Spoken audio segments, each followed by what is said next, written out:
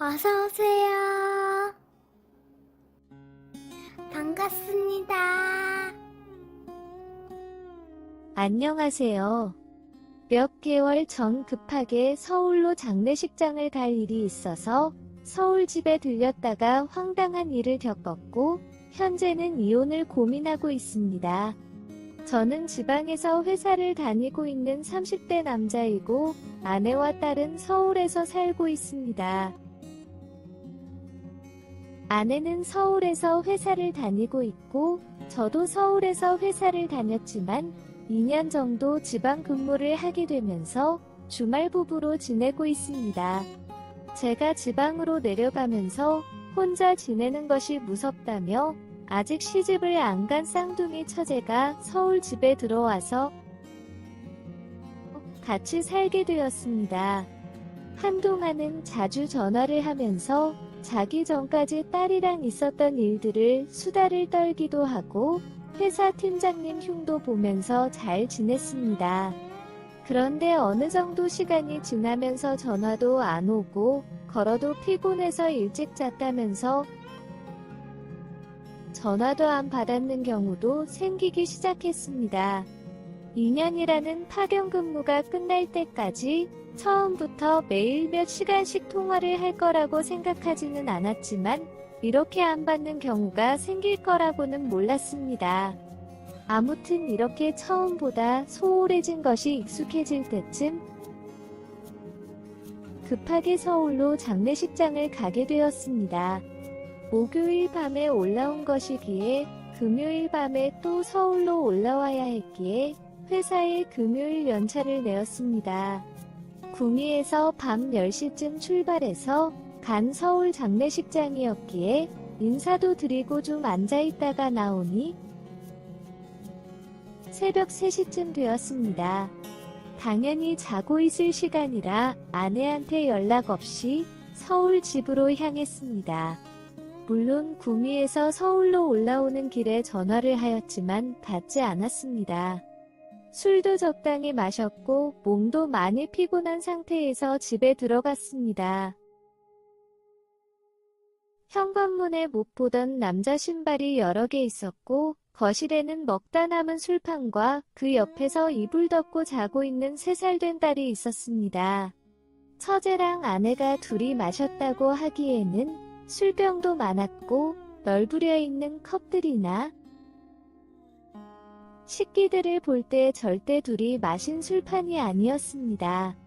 오만 가지 나쁜 상상이 들기 시작했고 역시나 안방에서는 이상한 소리들이 들렸습니다. 조용히 문 앞에 서서 들어보니 남녀의 애정애미 소리였고 옷방에 있던 골프채를 들고서 한참을 고민했습니다. 들어가서 다 죽이고 끝을 내고 감옥에 가야 하나 남은 딸은 어떡하지 등등 많은 생각을 하다가 몇 년 전 형수의 바람으로 이혼한 친형이 생각났습니다. 절대 아내를 무조건 다 믿지 말고 감정적으로 대응하지 말고 최대한 많은 증거를 확보하고 확보한 증거가 무엇이 있고 얼마나 가지고 있는지 절대 상대방에게 말하지 말라는 친형의 충고가 생각이 났습니다. 끌어오려는 화를 참고 최대한 침착하자고 여러 번 다짐을 한 후에 카메라를 켜고 조용히 방문을 열었습니다. 어른 영상에서 볼 수 있는 장면이었습니다. 아내와 처제 그리고 남자 셋이서 위아래 앞뒤 할 것 없이 난잡하게 뒤엉켜서 놀고 있는데 얼마나 심취를 했던 건지 아니면 많이 취했는지 모르겠지만 제가 들어온지도 모른 채 계속 제 앞에서 뒤엉켜 놀았습니다. 찍힌 동영상을 보니 7분쯤 지나서야 어떤 남자가 저 보고 누구냐고 물어보았고 너 밑에 있는 여자의 남편이라고 해야 할지 너 옆에 누워있는 여자의 형부라고 해야 할지 너무 황당해서 아무 말도 안 나왔습니다. 그냥 하던 거 계속 하라니까. 저한테 이상한 놈도 다 있다는 듯이 한 소리 하고서는 하던 거를 계속하였습니다. 그렇게 여러 편의 동영상과 사진을 찍고 제 개인 웹하드와 메일에 보내놓았습니다. 남자 셋이 힘으로 저를 제압을 하면 폰을 뺏길 것 같았습니다.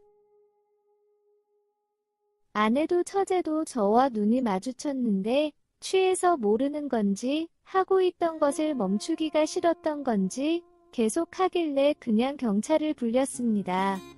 외딴 남자들이 집에 들어와서 아내와 처제한테 몹쓸 짓을 한다고 신고하였고 경찰들이 온 이후에 다 같이 파출소 갔습니다.